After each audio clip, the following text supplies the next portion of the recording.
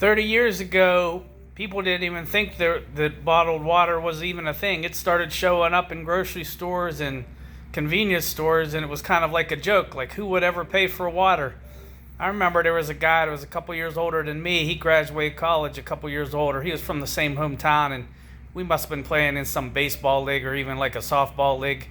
And I was probably just 19 or 20 years old, and he was out of college, so he was probably just 21, 22 maybe. And he started working for this bottled water company, and I thought it was just kind of like a joke. I mean, I remember he used to have these cases of water in his car, and I was like, man, it's got to be the most ridiculous thing I've ever seen in my life. Like, who would ever pay for water? But it just goes to show you, you know, if you're not aware of the trend and the way reality works, you can be way wrong. You can be 100% wrong.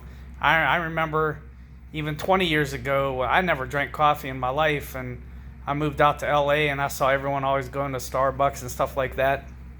And they got Pete's Coffee. They got every other store is a coffee place, it seemed at the time.